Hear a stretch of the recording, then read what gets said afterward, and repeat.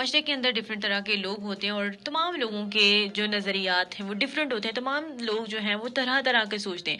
اب ہم کسی کو زبردستی باؤنڈ نہیں کر سکتے تو تم ہماری روایات کو فالو کرو، جو چیز ہم کرے ہیں وہی تم کرو.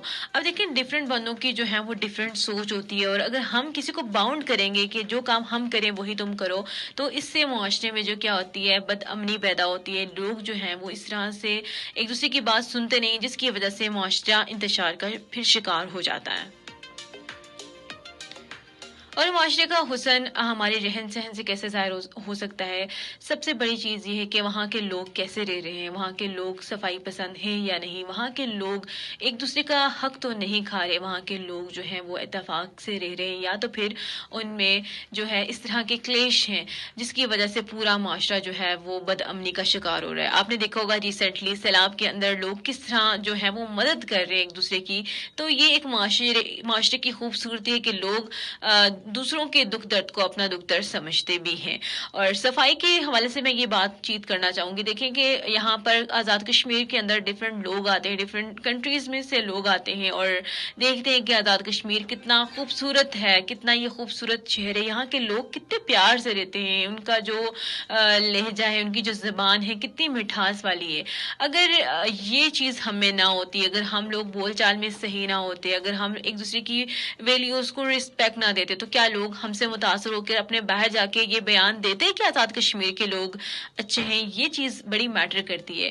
تو اسی طرح ہمیں بھی چاہیے کہ ہم لوگ جو ہمارے پیارے پیارے سے اسپاٹس ہیں، لائک آزاد کشمیر کے اندر پیر چناسی ہے، خٹیاں بالا کے اندر بھی کافی ایسی جگہ ہیں، نیلم ویلی کے اندر کافی ایسے جگہ ہیں، اور بھنجوسا جھیل ہے راولا کوٹ کے اندر.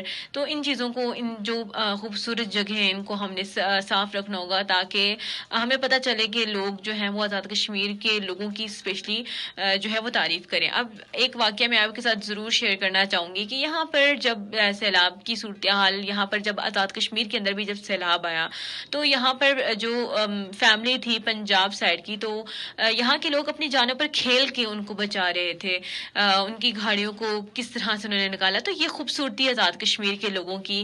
اسی طرح ہمیں اتفاق اتحاد کے ساتھ رہنا ہوگا. یہ چیز بڑی میٹر کرتی ہے.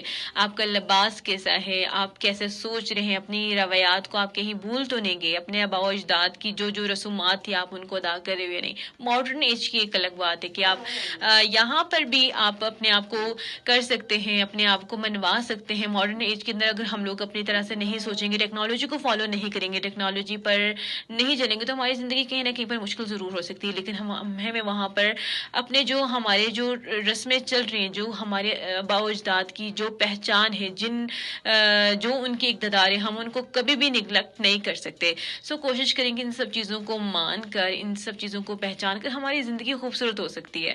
آج کل ہم لوگ یہ چیز بھی دیکھتے ہیں کہ ہم لوگ بہت زیادہ برینڈس پر چلے گئے ہیں، بہت زیادہ ہم لوگوں نے اپنی زندگی کو بڑا مشکل بنا دیا ہے، بڑا پیچیدہ کر دیا ہے.